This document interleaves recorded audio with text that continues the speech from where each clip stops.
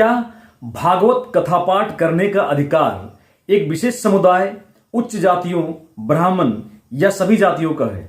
ये एक बहुत बड़ा प्रश्न है। जी हाँ, ये प्रश्न इसलिए कि उत्तर प्रदेश के इटावा के दादरपुर गांव में एक ऐसी घटना हुई कि मानवता शर्मसार हो गई।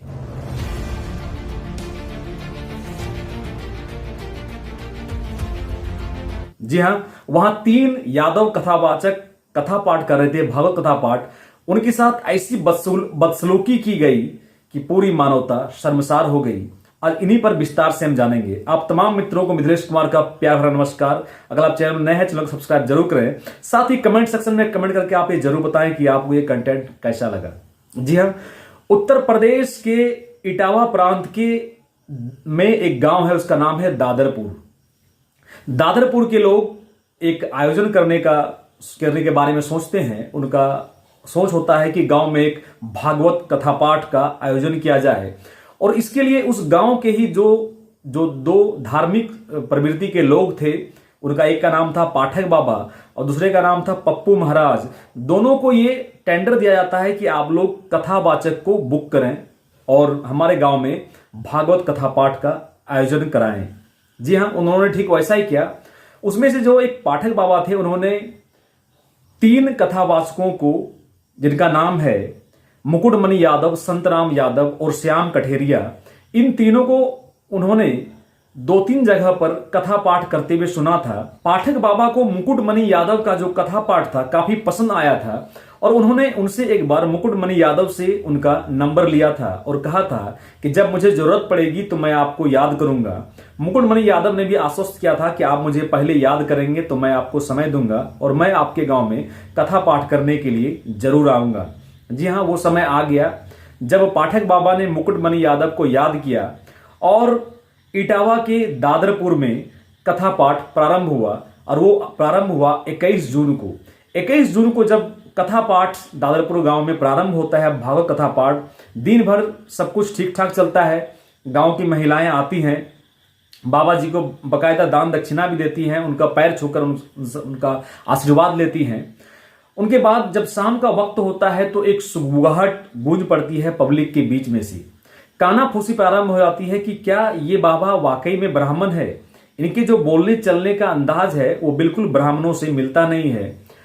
और उसके बाद जब शाम का वक्त था, जब सभी लोग भंडारे में पहुंचते हैं, भंडारे का आयोजन था वहां पर, बाबा तीनों जो कथावाचक थे के टीम के तीनों लोग थे, मुकुटमणि यादव, संतराम यादव और श्याम कठेरिया जो कि नाल वादक था, वो तीनों वहां पर भंडार गृह में पहुंचते हैं। तो सबसे पहले तीनों से गांव के कुछ व्यक्तियों ने, बड़े बुजुर्ग ने, उनकी जाति पूछते हैं। वो लोग जब उनकी जाति पूछते हैं तो वो तीनों अपनी जाति बताते हैं कि हम लोग तीनों यादव समुदाय से हैं। जी हाँ, तब उनसे उनकी आईडी, आधार कार्ड मांगी जाती है।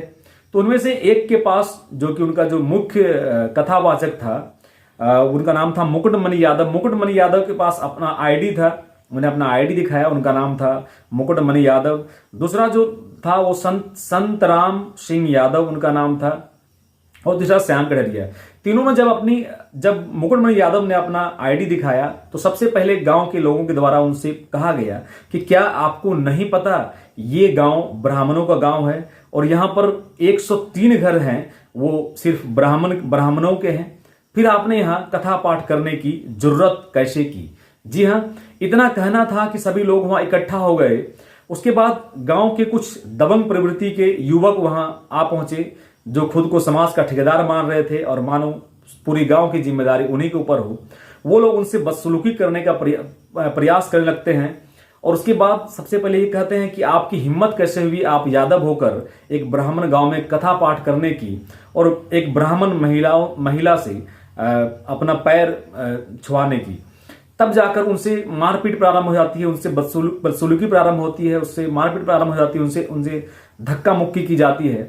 वहीं खड़े कुछ युवक उनका वीडियो बना रहे थे और साथ में कह भी रहे थे कि इनके सिर के बाल जो है वो मुड़वा दिए जाए। तो सबसे पहले गांव के युवकों ने, जो उसका मुख्य वक्ता था, जो मुकुटमणि यादव, उनका जो सिर का जो चोटी होता है, उस चोटी को काट दिया जाता है, जो कि हिंदू धर्म में उसे कहीं कहीं लोग चोटी कहते हैं, टिक्की भी कहते हैं, उसको कटवा देते हैं। उसके बाद जो उनके साथ जो संत राम सिंह यादव थे उनका सर मुड़वा दिया जाता है। और उसके बाद उसमें जो श्याम कठेरिया थे, श्याम कठेरिया जो कि एक अंधा रहता है, तो उनको अंधा समझकर वो लोग छोड़ देते हैं, उनके साथ उतनी मारपीट नहीं की जाती है।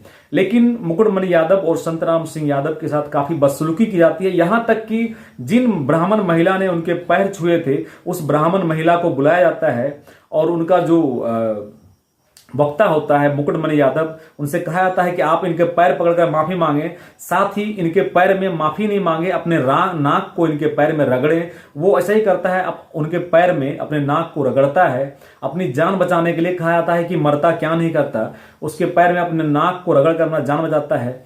उसमें से संतराम सिंह यादव के सर पूरी तरह से मुड़वा दिया जाता है। उसके बाद काफी इन लोगों के साथ जोर जबरदस्ती मारपीट की जाती है। साथ में कहा जाता है कि अब हमें आप लोग जाने दीजिए। उसके बाद कहता है कि आपको जाने नहीं दिया जाता है, नहीं दिया जाएगा, आप पहले जो हमारा आर्थिक नुकसान हुआ है वो पहले नुकसान आपको भरना होगा।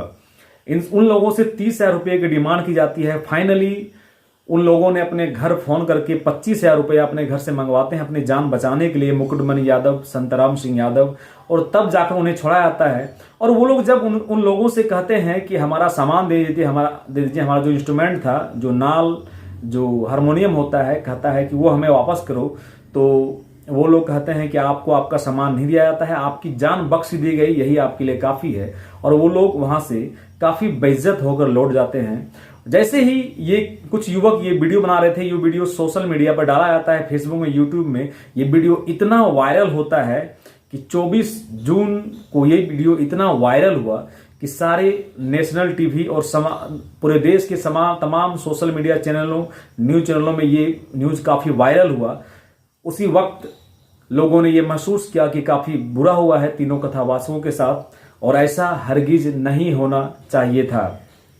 तो जी हाँ, ये एक सवाल खड़ा करता है, क्या भागवत कथा पाठ किसी विशेष समुदाय, विशेष जाति के लिए है? क्या वही इसका कथा पाठ कर सकते हैं?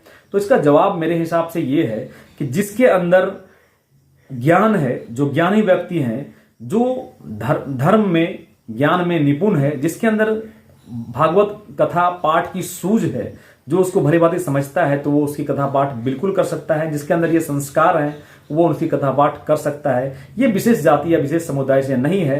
भागवत कथा जो है वो एक समावेशी समाज के लिए का आईना है, उसके लिए है। ये घटना जो है बिल्कुल निंदनीय है, घोर अपराध है। इसकी जितनी भी निंदा की जाए उतनी ही कम है। आप तमाम मित्रों को मिथिलेश कुमार का प्यार भरा नमस्कार। जय हिंद, जय भारत।